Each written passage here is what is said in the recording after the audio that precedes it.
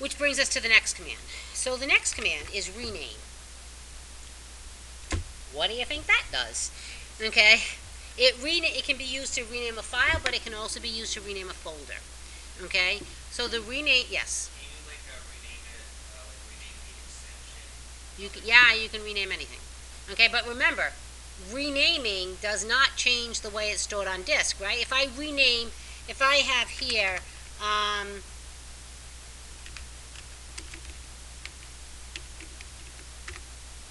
okay, I have a mercury.docx and a quasars.docx, right? If I type mercury actually, probably quasars would be a better example.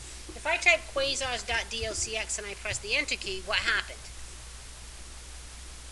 This is like week 1, guys, right? That extension, docx, is associated with Microsoft Word.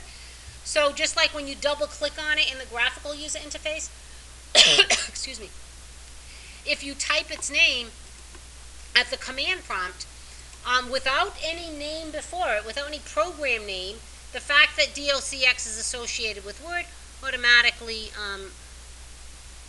attempts to open Word. If I rename that, if I said rename, and this is the syntax, guys, rename, 2 parameters after that. The first, the name of the name of the file or folder that you're renaming, followed by the name that you're assigning it. Okay, so let's say if I can change the extension in the rename, if I said quasars.xlsx. Okay, now if I type quasars.xlsx, what do you think is going to happen? It's going to launch Excel, okay, but it's not going to be successful because the format of that file is not Excel. Okay, this was kind of like an example I gave in one of the first. It's still a Word file. It's probably, Excel is probably struggling in the background here. Okay, eventually I'm probably going to get an error message with Excel that says this is not a correct format. So my point is that yes, you certainly can rename a file and change its extension, but just like renaming it in the graphical user interface, you have to be aware that that's not going to change the format of the file on disk. Okay, so renaming, most often, if you're renaming something, it's probably going to be primarily for, yeah, this is like very confused, right? I'm just going to close it.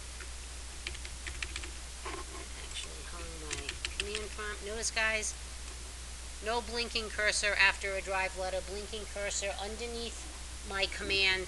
It's not ready to accept a command from me, right? And usually Control-C will break me out of that, but for whatever reason that's not working, so I'm just going to open another command prompt.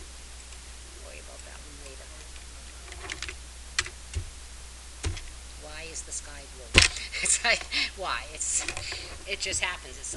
It hung on that command and then it locked my command prompt, and sometimes that happens. Just like, if your computer locks, sometimes you don't necessarily know why it hung. Okay, same issue. Okay, so the rename command, I do want to stress something about the rename command, is that the first parameter is always going to include whatever it is you want to rename. If you can use an absolute path or a relative path to that. So let's say, for example's sake, I want to rename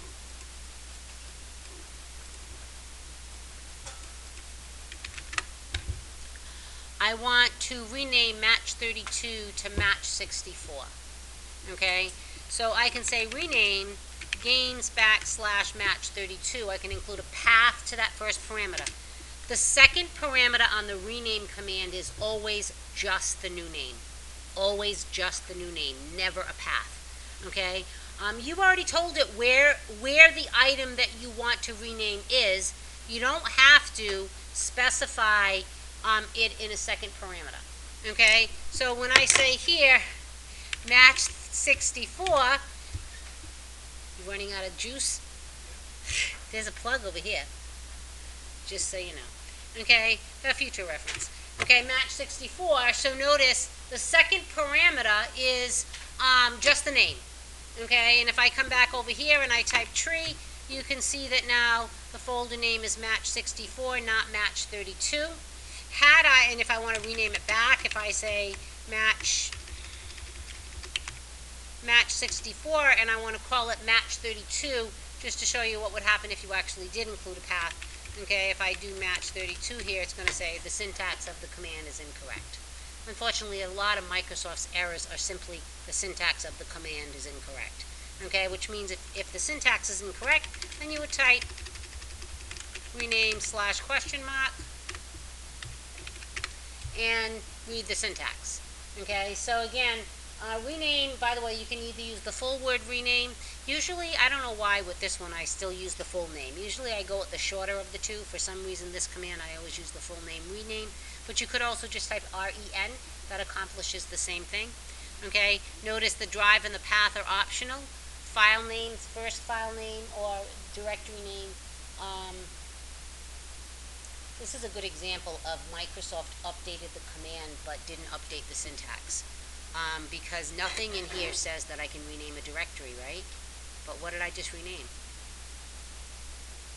A directory. Early versions of the rename command could only be used to rename files. Okay? Newer versions of the rename command can be used to rename files or folders, yet the syntax doesn't tell us that. Okay, so unfortunately, sometimes Microsoft updates a command, but doesn't update the syntax associated with that change. Okay, so in this case here, understand that even though this says files or file or files, you can actually rename folders with, I want to say, at least since Windows XP. The rename command allows you to rename folders. Prior to that, you used a different command, and we'll talk about what that is, for folders anyway.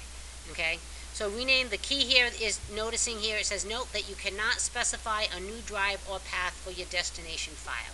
So that's pretty much saying that second entry, notice here drive and path is optional for the first parameter.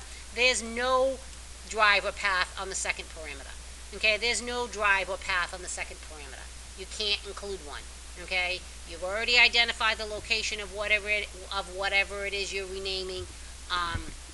All you got to do is give it that new name. Okay. You can also rename multiple files at once. So sometimes, if I come out here, these are all batch files. I probably shouldn't do this, but I will. I'm going to end up recreating this whole folder structure before next class, but if I wanted to rename all these, and this is an example of why you might do this, actually I am going to do it the way, I'm going to rename all these. Batch files are executables, yes? Anybody ever try to send an executable through email? Nobody? Really? Never? Okay. Most emails, I don't know of any email that's going to allow you to attach an exe file, an MSC file, a COM file, a BAT file. It's going to give you an error message. Okay? So when I teach a class that's all batch files, and then eventually we will have one chapter on batch files here. When students send me these homework assignments, what I usually have them do, depending on the email system that they use, they have to get rid of that extension. Okay? They can't send me a file that has a .bat extension because the email isn't going to allow it through. But if I rename this to a txt file, and they send it to me that way, and then when I get it, I rename it back to a .bat file so that I can actually use it as a batch file. Okay, so that would be a practical reason why you might be renaming a bunch of files at once, right? Yes, Austin. Because usually executables are what viruses might be attached to. Okay, so again, it's just a security, safety reason.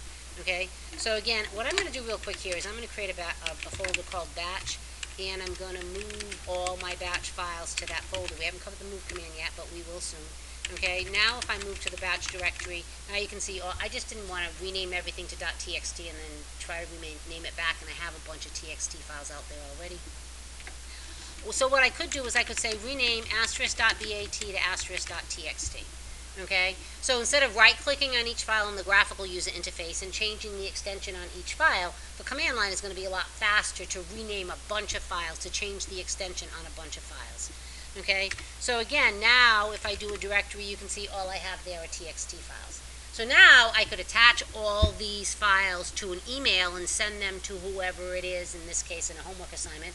When I got the files, I would download them to my hard drive, go out to a directory, rename them *.txt to *.bat, and now I have all .bat files, and then I could test the batch files as an executable. Okay, so again, you can rename a bunch of files at once. Okay, in this case here, there has to be something about each file's name or extension that's consistent.